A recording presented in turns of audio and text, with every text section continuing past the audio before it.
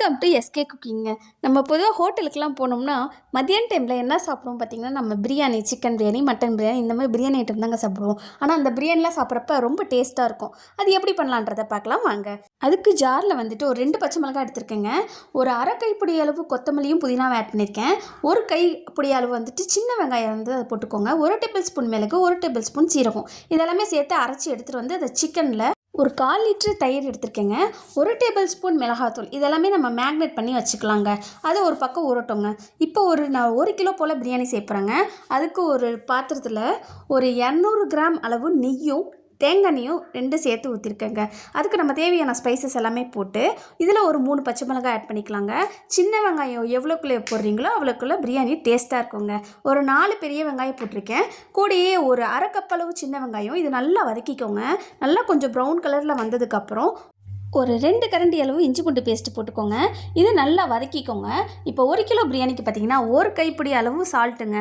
அதை போட்டு இதோட நல்லா வதக்கிக்கோங்க. நல்லா வதங்கினதுக்கப்புறம் ஒரு 4 பெரிய தக்காளி, பழுத்த தக்காளி போட்டிருக்கேங்க. அது நல்லா வதங்கட்டுங்க. ஒரு மூடி போட்டு ஹை ஃப்ளேம்லேயே அப்படியே விட்டுருங்க. கொஞ்ச நேரம் கழிச்சு எடுத்து பார்த்திங்கன்னா தக்காளிலாம் நல்லா வதங்கி எண்ணெய் பிரிஞ்சு வந்திருக்கும். இந்த ஸ்டேஜில் தான் நான் மேக்னேட் பண்ணி வச்சுருக்க சிக்கனை ஆட் பண்ணுறேனுங்க. ஆட் பண்ணதுக்கப்புறம் நான் வீட்டில் அரைச்ச கரம் மசாலா ஒரு டேபிள் ஸ்பூன் போட்டிருக்கேங்க. 1 பிளேட் அளவு கொத்தமல்லியும் 1 பிளேட் அளவு புதினாவும் ஆட் பண்ணியிருக்கேங்க. ஒரு அரை டேபிள் ஸ்பூன் வந்து மிளகாத்தூள் ஆட் பண்ணிக்கோங்க. ஏன்னா நம்ம ஆல்ரெடி மேக்னேட் பண்ணி வச்சுருக்க சிக்கன்லேயும் 1 டேபிள் ஸ்பூன் போட்டிருக்கோம். அதனால் ஒரு 1/4 டேபிள் ஸ்பூன் மஞ்சத்தூளும் ஆட் பண்ணி நல்லா வதக்கிக்கோங்க. நல்லா வதக்கி ஒரு மூடி போட்டு வச்சுடுங்க.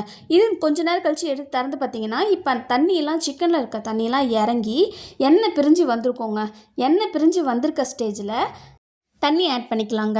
இப்போ 1 டம்ளர் அரிசி எடுத்திங்கன்னா 1.5 டம்ளர் தண்ணியை ஆட் பண்ணிக்கோங்க. இப்போ நான் தண்ணி ஆட் பண்ணிட்டேங்க. ஒரு 1.5 லெமன் போல் பிழிஞ்சு வச்சுருக்கேன். அதையும் இதில் சேர்த்துட்டு மூடி போட்டு அப்படியே ஹை ஃப்ளேம்லேயே விட்டுருங்க. நல்லா கொதி வரட்டும். கொதி வந்ததுக்கப்புறம் நம்ம அரிசியை இப்போ சேர்த்துக்கலாம். அரிசி சேர்த்ததுக்கப்புறமும் மூடி போட்டுருங்க. மூடி போட்டு ஹை ஃப்ளேமே வச்சுருங்க. இப்போ பார்த்தீங்கன்னா ஹை ஃப்ளேம்லேயே வச்சதுக்கப்புறம் ஒரு 10 நிமிஷம் கழிச்சிங்க நான் எடுத்து பார்த்தேன்னா அந்த தண்ணியும் அரிசியும் ஒரு சரி சமமாக வந்திருக்கும். இதுதாங்க சரியான தம்மு போடுற பக்குவங்க. இப்போ மூடி போட்டு தனியாக ஒரு பிரியாணி பாத்திரத்தை இறக்கி வச்சுட்டு தோசைக்கல் அடுப்பில் வச்சுக்கோங்க. தோசைக்கல் நல்லா ஹீட் ஆனதுக்கப்புறம் பிரியாணி சட்டியை தூக்கி மேலே வச்சுக்கோங்க. இப்போ நம்ம மேலே வந்துட்டு கொஞ்சம் புதினாவோ கொத்தமல்லியோ ஆட் பண்ணியிருக்கேங்க.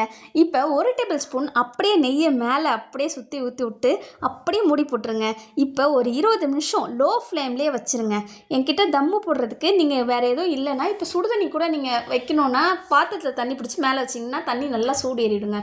சூடு ஏறிச்சுன்னா நமக்கு தம்மு ரெடின்னு அர்த்தங்க. என்கிட்ட இந்த கல் இருக்கிறதுனால நான் வெயிட்டு மேலே போட்டிருக்கேங்க. இப்போ பார்த்தீங்கன்னா ஒரு 20 நிமிஷம் கழிச்சு எடுத்து பார்த்தேன். நல்லா சூப்பரான நல்லா உதிரியாக வந்திருக்குங்க. ஹோட்டல் ஸ்டைலில் பிரியாணி ரெடிங்க. இந்த வீடியோ பிடிச்சுன்னா லைக் பண்ணுங்கள், ஷேர் பண்ணுங்கள், கமெண்ட் பண்ணுங்கள், சப்ஸ்கிரைப் பண்ணுங்கள். கூடவே பெல் பட்டனை கிளிக் பண்ணுங்கள்.